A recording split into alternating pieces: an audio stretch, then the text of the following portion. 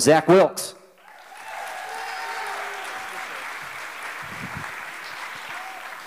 All right, good evening. Before I begin, I'd just like to start with a public service announcement for all of the single women here tonight. Yeah.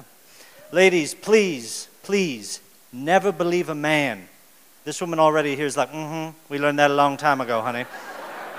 Be nice, that guy, he's good people, come on. Never believe a man if he ever says to you, yeah, baby, I know how to cook. Why don't you come on over? I'll make dinner for you sometime. Warning. The scary thing is that every single man thinks they know how to cook.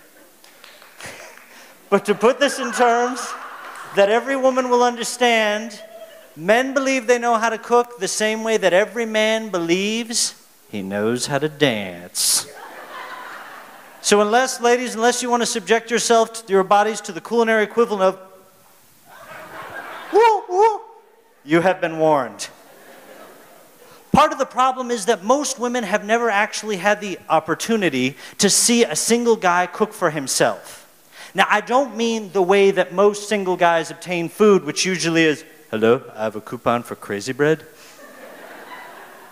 No, I mean those moments when he doesn't have enough money for pizza or is just too stoned to find the phone. He rapidly degenerates into a primitive hunter-gatherer as he is dependent on whatever he can find in his apartment to feed himself. It's like one of those old National Geographic specials that used to be narrated by Jacques Cousteau. Good evening. Tonight we are observing the primitive bachelor, also known as Homo patheticus. This one over here is attempting to use 2 pieces of white bread and some toothpaste to make a sandwich. Shh.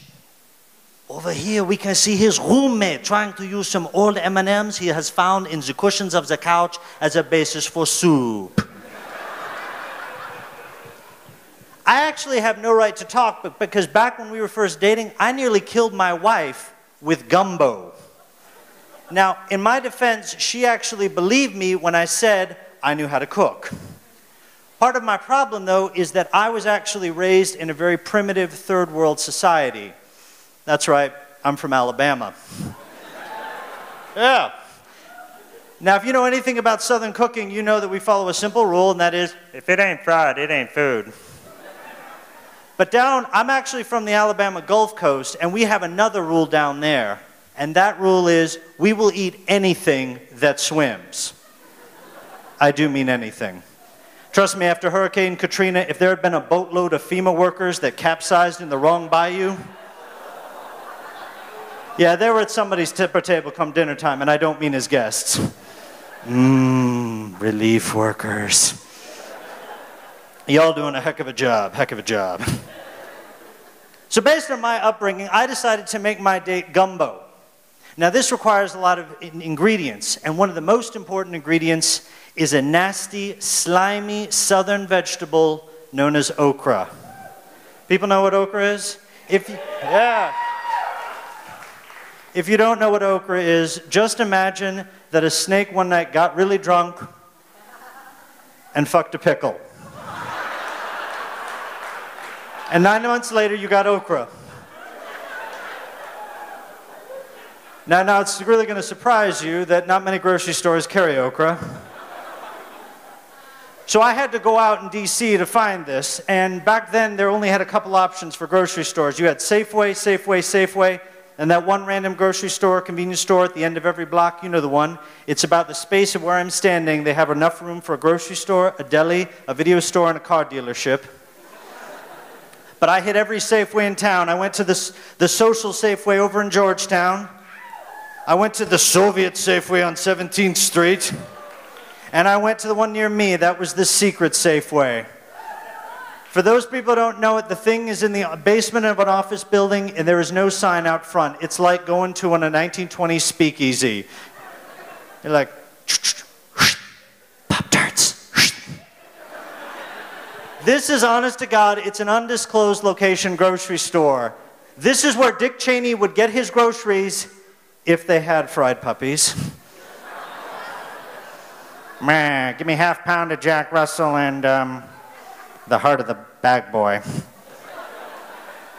I went there, big surprise, they actually didn't have okra. I had to go back to my apartment, and I began to start making gumbo.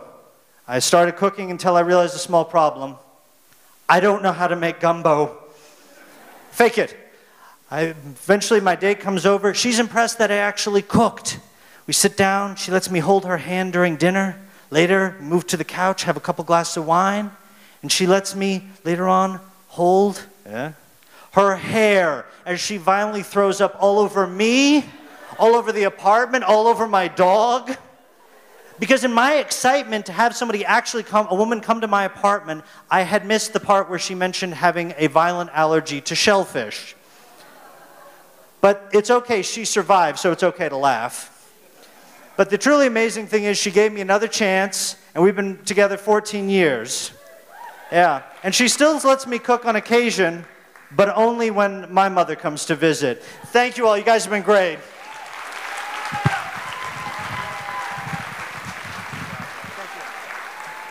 Zach Wilks.